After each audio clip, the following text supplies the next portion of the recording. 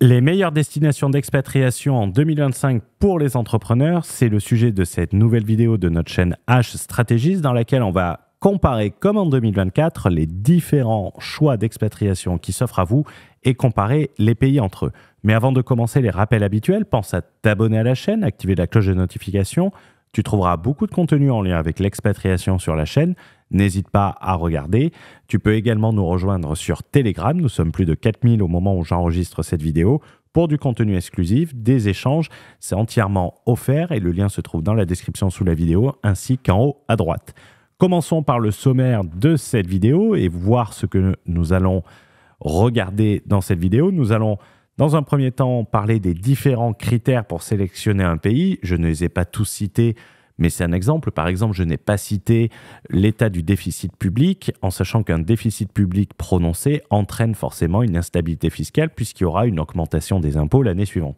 Vous êtes français en majorité sur cette chaîne, vous savez ce que cela veut dire avec la France. Mais ce régime et cette raison s'applique également par exemple à la Roumanie où on verra qu'il y a des changements, s'applique également à l'Estonie où on voit qu'il y a des changements, choses qui sont dues à un déficit public important puisqu'il me semble qu'on est au-delà des 6% dans les deux cas que je viens de citer.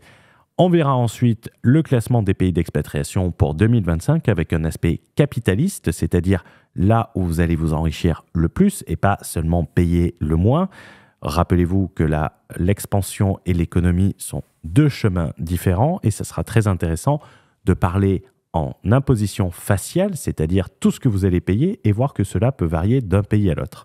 En guise d'introduction, dans ce comparatif, nous allons nous intéresser à des critères pour choisir un pays d'expatriation, mais surtout le comparer une fois que ces derniers sont établis. Et de cette manière, ça permet de comparer les pays entre eux et pas seulement sur un taux d'imposition, mais sur une possibilité de s'enrichir le plus rapidement possible. Cela va permettre en effet de comparer les pays sur des critères concrets, d'élargir le champ des possibles, d'établir une stratégie de capitalisation pour se servir de son business comme un moyen de créer du capital et donc d'obtenir sa liberté. Je vous rappelle que pour moi, la liberté financière ne s'exprime pas avec un revenu d'activité, il s'exprime par un rendement du capital et que c'est donc la création de ce capital qui vous rend libre. Je vais baser ce comparatif à la fois sur mon expérience, sur les informations, sur les retours d'expérience également que j'ai de la communauté. Cela permettra d'avoir une vision d'ensemble. Également, pour compléter cette vidéo, je ferai les meilleures destinations d'expatriation en 2025 qui sera une sorte de rapport condensé. Vous pouvez vous y inscrire gratuitement si tu souhaites aller plus loin. Et pour aller plus loin sur cette vidéo, sur des points très précis, n'hésite pas à t'y inscrire. C'est sous la vidéo, dans les commentaires, et tu auras du contenu additionnel. Commençons maintenant par des exemples concrets, des exemples de critères que je vais sélectionner pour choisir le meilleur pays d'expatriation et essayer de m'adresser à tout le monde ici et de me mettre à la place de tout le monde. Le premier critère que je veux évoquer et qui est très important, rappelez-vous, on parle de démarche d'expatriation pour créer un capital dans les meilleures conditions possibles. Donc, je vais parler de centre opérationnel. Un centre opérationnel, c'est quoi ? C'est le pays dans lequel ta société va être incorporée, où tu vas avoir tes comptes bancaires, mais pas uniquement, tu peux en avoir partout, tes comptes bancaires personnels et professionnels, où tu vas avoir ta résidence principale, mais également ta résidence fiscale, c'est-à-dire c'est le pays où tu as le centre de tes intérêts économiques. Ce centre opérationnel, il peut être temporaire et c'est là que c'est très important. Ça veut dire qu'on peut faire un choix pour s'enrichir le plus rapidement possible en choisissant pas forcément le pays qu'on aurait choisi, mais pour ensuite pouvoir aller où on veut. C'est ainsi que tu vas capitaliser dans les meilleures conditions possibles, le plus rapidement possible, pour être le plus rapidement libre. Et que tu vas te servir d'outils spécifiques pour multiplier ton enrichissement et donc réduire la durée nécessaire pour constituer ce capital. Un centre opérationnel n'empêche pas d'avoir des centres de loisirs, bien au contraire. Par exemple, ton levier fiscal, l'économie d'impôt, va être mis au service de ton enrichissement pour aller le plus rapidement possible et pas uniquement dans la location d'un Lamborghini. Le deuxième critère, ce que j'appelle le Net in the Pocket ou le NTIP, c'est un indicateur très simple, c'est-à-dire combien il te reste dans la poche après avoir payé les 2 niveaux d'imposition. En matière entrepreneuriale, vous avez 2 niveaux d'imposition. Vous avez le niveau professionnel, c'est-à-dire l'impôt que votre société va payer, ce qu'on appelle plus communément l'IS, l'impôt sur les sociétés, plus l'impôt personnel. Pour cela, on va partir sur le même montant dans tous les pays que nous allons analyser, c'est-à-dire les 10 pays, et le même revenu qu'on se verse, à l'exception de Dubaï, où le coût de la vie impose une augmentation du revenu. Je vais partir sur des bases, sur la base suivante. On partira sur un chiffre d'affaires de 600 000 euros pour 480 000 euros de profit, c'est-à-dire 70% de marge avant rémunération. Pour le calcul, on prévoira un versement de dividendes de 60 000 euros de dividendes par an net, soit 5 000 euros par mois net, et on partira sur un salaire de 10 000 euros à Dubaï versé sous forme de salaire pour qu'il soit déductible du résultat imposable. On calculera donc l'impôt sur les sociétés sur 480 000 euros et l'impôt qu'on devra payer au niveau personnel pour avoir 60 000 euros de dividendes dans sa poche. Alors, bien évidemment, vous pouvez augmenter légèrement ce chiffre, mais disons que c'est un chiffre que j'ai pris sur la communauté aux alentours et qui correspond à une bonne moyenne. Le critère numéro 3, c'est le caractère capitaliste. Puisqu'on va parler de création de capital, il va donc être nécessaire d'avoir accès à des outils capitalistiques pour développer à la fois son business, mais surtout son capital, mais le multiplier. Des exemples concrets, on peut citer par exemple le régime holding pour maximiser son enrichissement avec de la prise de participation, la centralisation de ses investissements, la centralisation de sa trésorerie, et le déploiement d'une stratégie d'investissement internationale. On peut parler du réseau bancaire et de ce qui va te permettre à la fois pour développer ton business, pour développer un patrimoine ou pour développer ton business. Je l'ai déjà dit, je vais me répéter. Par exemple, si on prend l'exemple de l'île Maurice, si tu veux emprunter à l'île Maurice au travers de ton business, ton crédit sera limité à la durée de ton titre de séjour. C'est-à-dire que si tu restes 6 ans sur ton titre de séjour et que tu veux t'acheter une baraque à 600 000 euros, tu feras un prêt sur 6 ans. Le financement sera sur 6 ans. Donc, il faut tenir compte de ces éléments. On va parler également, nous sommes sur une chaîne d'entrepreneurs, l'accès aux processeurs de paiement performants, que ce soit Stripe, PayPal et autres, notamment si tu as besoin de facturer et d'encaisser tes clients.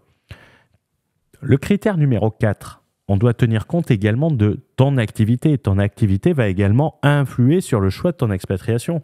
Je vais prendre un exemple concret dont peu de personnes parlent. Alors, peu de personnes parlent, je vais prendre l'OnlyFans Management, où tout le monde est d'accord que ça flirte avec certaines lois sans jamais les franchir. On est sur la ligne jaune.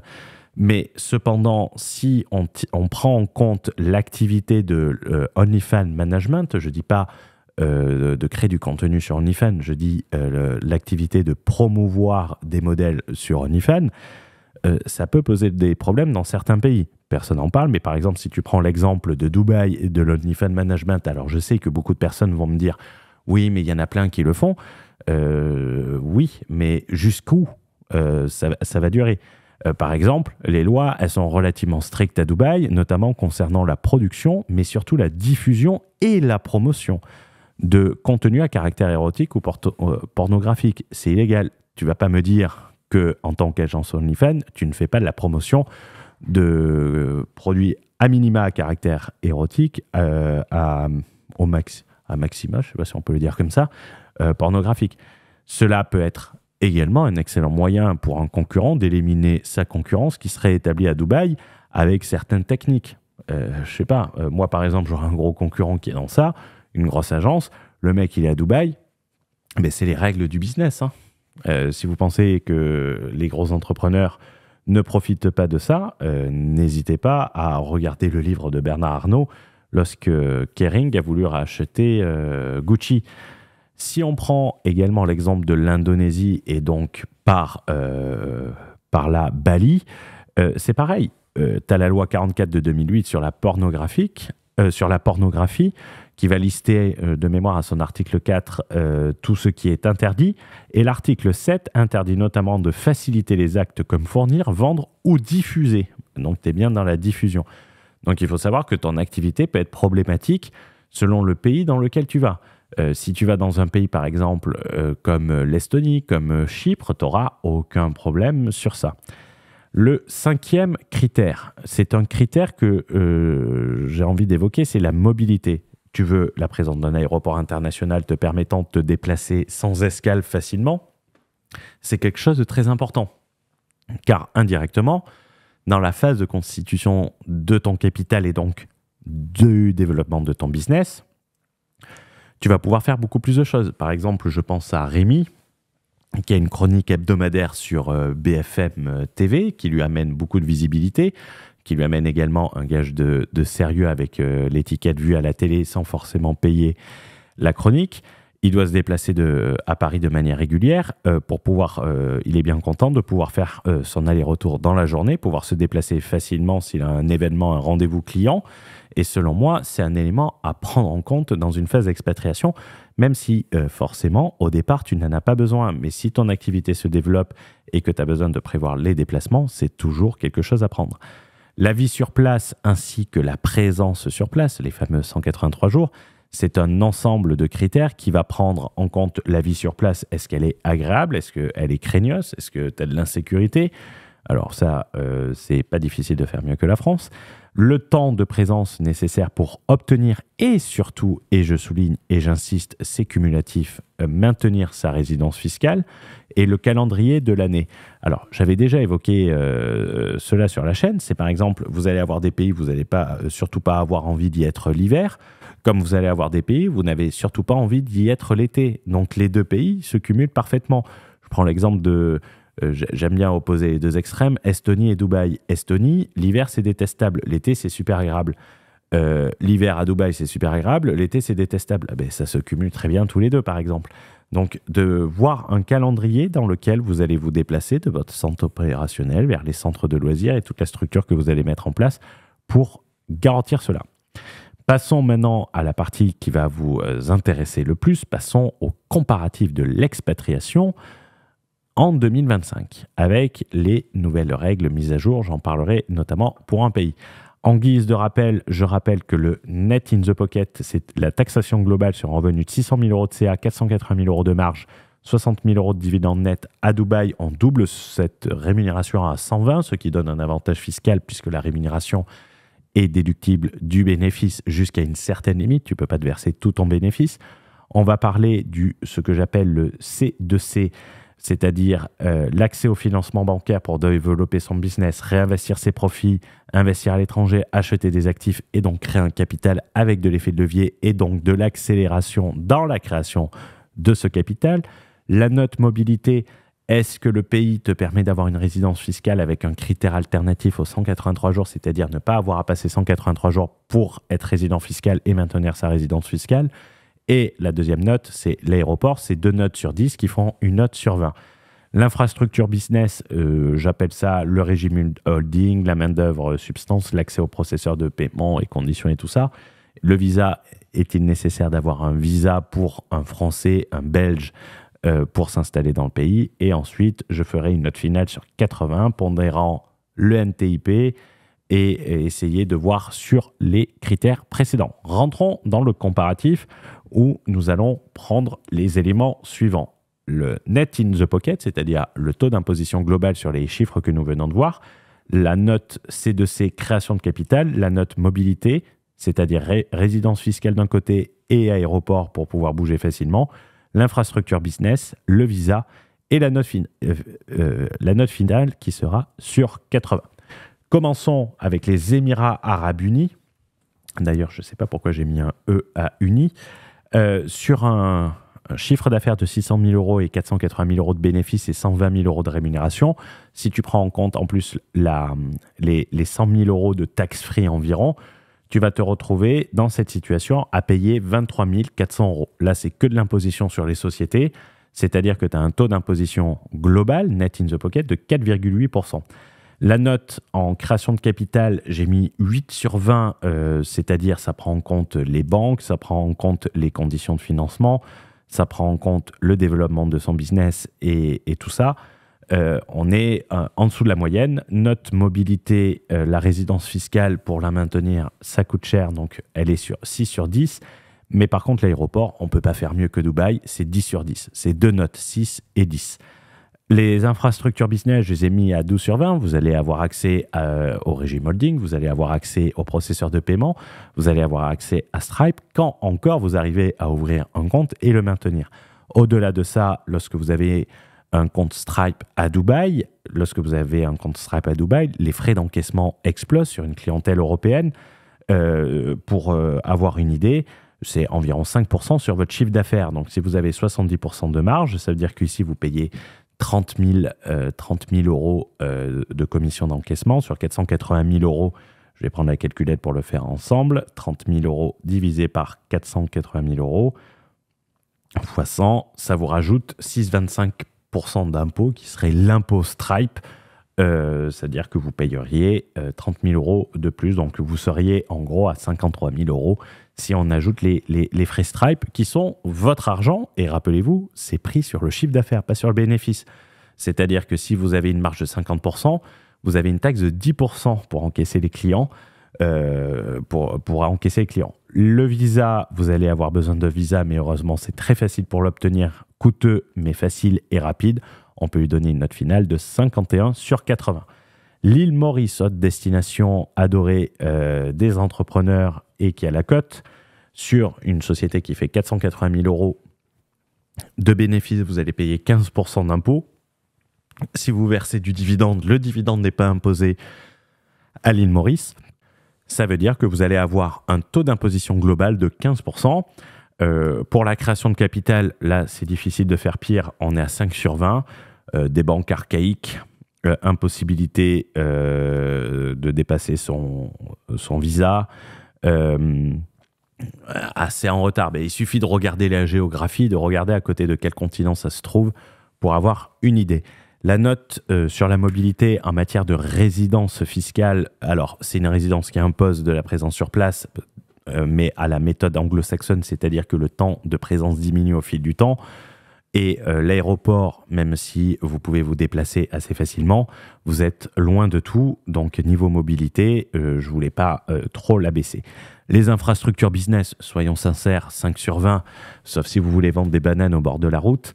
Pas Stripe, il me semble que vous avez PayPal là-bas, mais c'est très archaïque. Les virements, c'est archaïque, c'est coûteux, c'est du Swift. Même s'il y a des exceptions et on avait eu un retour de membres vivant à l'île Maurice sur certaines banques qui permettent de faire des virements dans des conditions favorables. Visa, vous allez avoir besoin d'un visa. Note finale, 33 sur 80.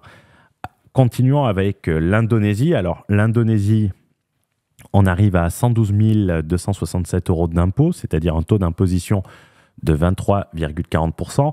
On parle de personnes qui créent un capital, donc qui ne font pas une LLC avec un compte Wise et qui ne déclarent rien. Vous n'allez pas pouvoir bénéficier du taux réduit d'imposition en raison du chiffre d'affaires, parce que sinon, vous pouvez avoir 50% de remise sur l'impôt sur les sociétés et les micro-business ne rentrent pas dans le cadre, donc vous êtes imposé à 22%, il me semble, et vous avez 10% sur les dividendes. Vous pouvez avoir une exonération si c'est réinvesti. Pour la création de capital, j'ai mis 10 sur 20 sur les infrastructures. Cependant, les opportunités sur place rattrapent largement ça. La mobilité, 5 sur 10 et 6 sur 10 pour l'aéroport. Vous êtes isolé, mais le cadre compense. L'infrastructure business, on n'est pas au niveau de Dubaï, mais on est bien au-dessus de l'île Maurice, donc 10 sur 20. Il vous faudra également un visa pour vous y installer et on arrive sur une note de 41 sur 80. La Thaïlande, alors on arrive à 102 667 euros d'impôt total. On part du principe que vous avez une société déclarée en Thaïlande qui paye son impôt en Thaïlande, donc le 20%, et que vous avez opté au 10% de retenue à la source sur le dividende et pas la réintégration dans le barème de l'impôt, ce qui vous fait un taux d'imposition global de 21,38%. Pour la création de capital, j'ai mis 6 sur 20, tout simplement parce que si vous voulez faire des choses là-bas, ça va être très difficile de devenir propriétaire. Si vous voulez investir dans des sociétés, il va falloir automatiquement que ça soit un taille qui soit majoritaire ou utiliser des prêts. Non, c'est pas ultra favorable à l'investissement pour des non-tailles.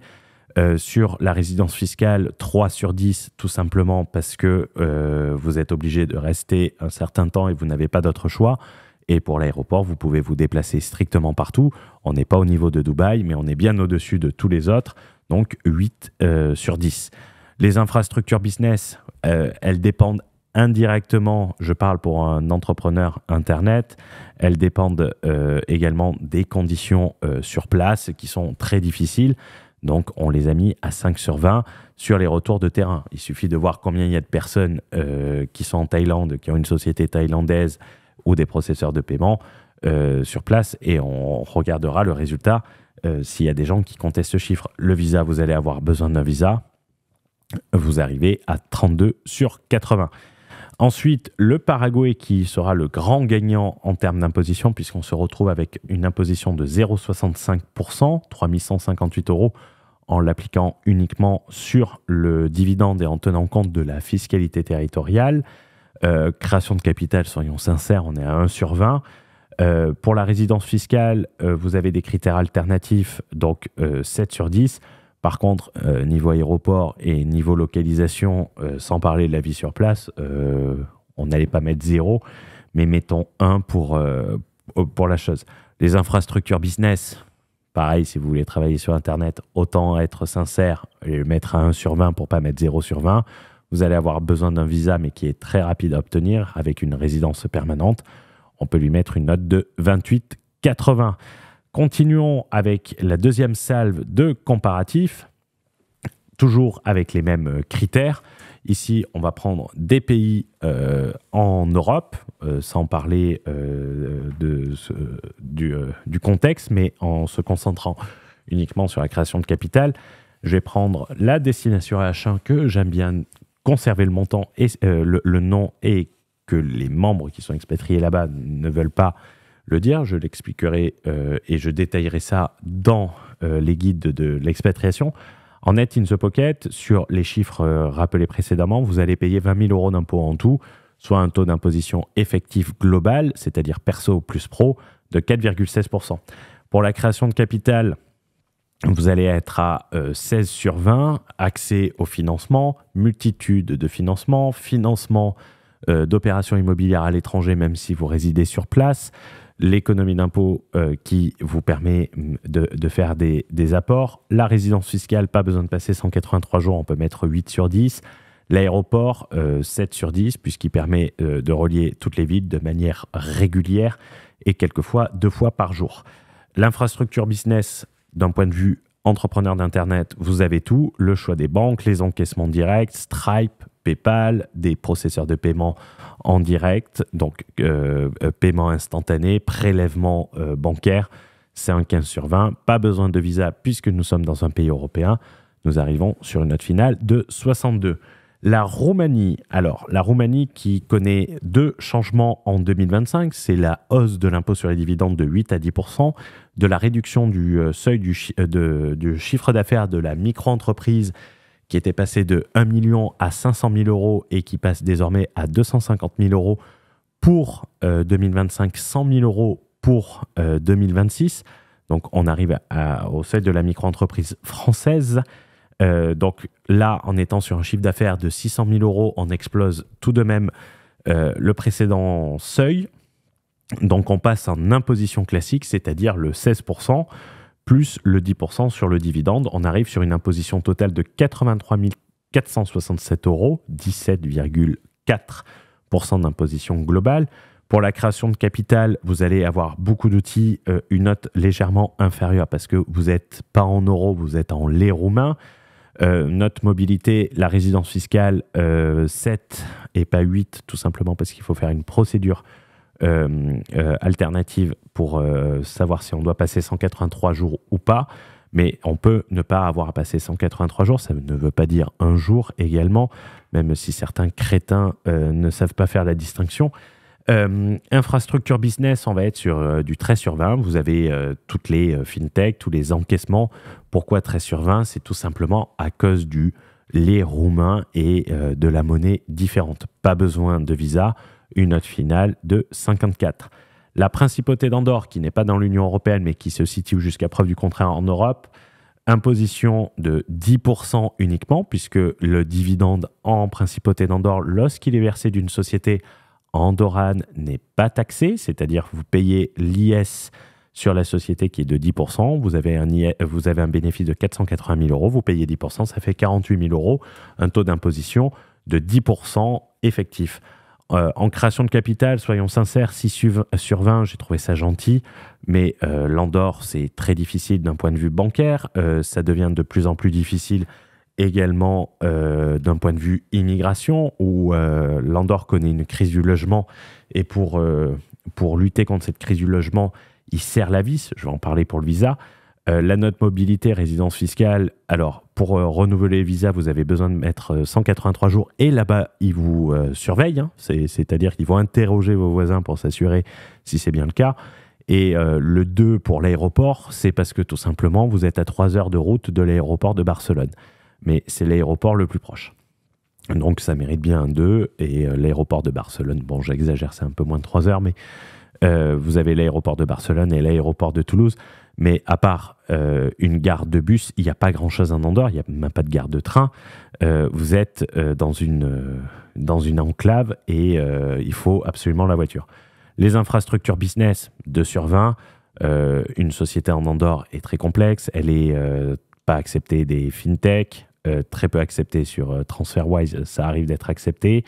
Les banques locales sont difficiles, c'est difficile d'avoir des comptes en dehors de l'Union européenne de manière opérationnelle, donc infrastructure business pour des entrepreneurs Internet, encore une fois, c'est très très faible. Le visa, il vous faudra un visa, déposer une caution, créer une société qui ne vous servira pas à grand-chose puisque vous ne pourrez pas encaisser dessus. Et surtout, désormais, il va falloir maîtriser le catalan, s'esplau, comme ils disent, qui veut dire s'il vous plaît, pour l'obtention du visa sur l'année suivant son expatriation. Donc, il va falloir faire la démarche d'apprendre le catalan. Le niveau, je ne le sais pas, n'hésitez pas à me le mettre dans les commentaires. Donc, on arrive sur une note finale de 28. La Bulgarie, en Bulgarie, on va se retrouver avec 51 158 euros d'impôts, soit 10,66% d'imposition net in the pocket. En création de capital, on va être à 12 sur 20 avec quelques particularités sur la monnaie et tout, mais on est sur un pays dynamique. Sur la mobilité, la résidence fiscale, elle vous permet beaucoup de mobilité, donc 8 sur 10, et l'aéroport, 7 sur 10. Vous pouvez voyager partout. Les infrastructures business, 13 sur 20, je les ai mis comme en Roumanie à cause de la monnaie notamment. Pas besoin de visa et une note finale de 55. Donc on arrive à un pays qui est mieux que la Roumanie. Et on finira par la Pologne. La Pologne qui entraînera une imposition de 105 274 euros. En sachant que je n'ai pas pris le taux d'impôt réduit, en sachant que si on utilise le taux d'impôt réduit en Pologne, on arrive à un chiffre légèrement inférieur puisqu'on peut bénéficier du 9%. Mais ils ont parlé de pas modifier le 9%, de modifier le 9%. Donc on reste sur un critère large en sachant que vous aurez moins. Pour la création de capital, on est sur du 17 sur 20. Tout ce qu'il vous faut pour aller vite, rapidement et se constituer un gros capital et saisir des opportunités. En mobilité, 8 et 9, puisque vous avez un aéroport international qui vous permet de voyager avec une compagnie locale, mais également une compagnie bas coût qui vous permet de prendre des abonnements et se déplacer partout en Europe en illimité. En infrastructure business, vous êtes à 16 sur 20, malgré le fait que ça soit une monnaie, le zloty polonais, mais ça n'affecte pas autant que pour moi en Roumanie. Pas besoin de visa, on arrive sur une note finale de 61. Donc si on fait une sorte de top tier list, comme les gens aiment bien sur Internet, en cataloguant les pays top capitalistes, en considérant dans les pays top capitalistes celui où on va s'installer pour aller le plus vite sur la création de capital. Ensuite, on va prendre la gauche caviar, ça veut dire celle qui veut bien vivre, mais le capital, ça leur fait peur. Ils sont de gauche quand même, donc ils préfèrent le consommer que capitaliser. Ensuite, on aura la catégorie surfeurs se prétendant entrepreneurs et on aura en dernier les optimiseurs du RSA, c'est-à-dire qui n'ont que d'autres moyens pour s'enrichir que de réduire leurs charges fiscales parce qu'ils ne veulent pas s'enrichir plus. J'ai décidé de mettre Dubaï en gauche caviar. Pourquoi ? Parce que Je considère que c'est génial quand on dispose d'un capital, mais pour créer un capital, ça part trop. Il y a trop de consommation du capital dans une phase de création à Dubaï, contrairement à d'autres pays, ce qui n'empêche pas d'aller à Dubaï ensuite. Concernant l'île Maurice, bon, c'est pour les surfeurs. Je salue Cédric au passage qui ne fait pas de surf. Contrairement à l'île Maurice, j'ai préféré mettre l'Indonésie dans la gauche caviar. Alors même si le cadre s'apparente plus à celui d'un surfeur et de chômeurs qui se prétendent entrepreneurs là-bas. Mais l'Indonésie, d'un point de vue capitaliste, je ne parle pas des gens qui sont sur place, je parle d'un point de vue capitalisation. On peut profiter et on peut capitaliser et saisir des opportunités. Ce n'est pas uniquement une destination de surfeurs. La Thaïlande, je la mettrai dans la juridiction des surfeurs ou des backpackers parce que vous êtes limité en tant qu'étranger sur place, tout simplement. Vous avez énormément de freins. Le Paraguay, sans hésitation, il va aux optimiseurs du RSA, c'est ceux qui vont dans un pays parce qu'ils n'ont pas d'autre choix et leur seul moyen de gagner va être de réduire uniquement les impôts. Donc, j'ai foutu dans l'optimiseur du RSA. H1 avec le pays de pirates, ça va être un pays qui est destiné à ceux qui veulent capitaliser massivement et qui ont une volonté de capitaliser pour ensuite pouvoir être libres. L'Andorre et la Roumanie, je la mets dans la gauche caviar. J'hésitais à la mettre entre les deux. J'aurais pu la mettre entre les deux, mais j'ai préféré la mettre dans la gauche caviar. L'Andorre, c'est les optimiseurs du RSA, même si ça coûte très cher de s'installer en Andorre. C'est que l'économie d'impôt que vous faites, à part le foutre dans une Lamborghini, il n'y a pas grand-chose que vous pouvez faire. Vous n'allez pas capitaliser sur cette économie d'impôt. Et la Bulgarie, je la mettrai en gauche caviar. Je voulais la mettre entre gauche caviar et top capitaliste. Et la Pologne, je la mettrai en top capitaliste pour les pays de ce classement. Il n'est de si bonne compagnie qui ne se quitte, donc il va être temps pour moi de conclure sur cette vidéo qui est relativement longue, plus de 32 minutes. La meilleure destination d'expatriation, elle peut se décomposer en deux phases. Et ça, il faut insister dessus. Il faut faire la distinction entre la phase de création de capital et d'enrichissement, c'est-à-dire là où tu as besoin d'avoir tous les outils, d'avoir ton business qui va alimenter ces effets de levier. C'est pas quand ton business va se casser la gueule que tu vas t'y intéresser. C'est quand, dès le départ de ton business, où tu vas mettre tout ça en place, en laissant un peu le côté flex on the boogie style sur le côté. Et ensuite, tu vas avoir la phase de jouissance de ton capital une fois qu'il sera créé. Et là, tu peux aller partout. Ici, nous nous sommes concentrés que sur la phase de création du capital, pas la jouissance de ce dernier. Pour l'illustrer, je vais prendre un exemple concret et extrême. Si Andorre est l'un des pires pays pour créer, selon moi, un capital, il est l'un des meilleurs pour en jouir dans les meilleures conditions possibles. Donc, il faut bien faire la distinction entre les deux. Une expatriation, elle ne t'enferme pas non plus dans un pays. Quand elle est bien structurée, rien ne t'empêche d'aller passer 6 mois à Dubaï. Enfin, rien ne m'empêche d'aller passer 6 mois à Dubaï, d'optimiser mon business, même avec une antenne locale, avec une structuration particulière permise notamment par une holding dans mon pays de centre opérationnel. Me servir par contre des outils de capitalisation dans le pays du centre opérationnel et pas à Dubaï, puisque ces outils sont meilleurs. Vous allez aller dans un pays avec une meilleure fiscalité, je vais aller dans un pays avec un meilleur levier capitaliste. C'est exactement la même chose et rien n'empêche de cumuler les deux. C'est ça qui est intéressant avec de la stratégie. La liberté financière, rappelez-vous, se mesure en stock, elle se mesure en capital et non pas en flux de revenus. Une personne qui va disposer d'un capital qui lui rapporte 100 000 euros par an est infiniment plus riche qu'une personne ayant simplement un business lui rapportant 300 000 euros sur une année et peut-être moins l'année suivante.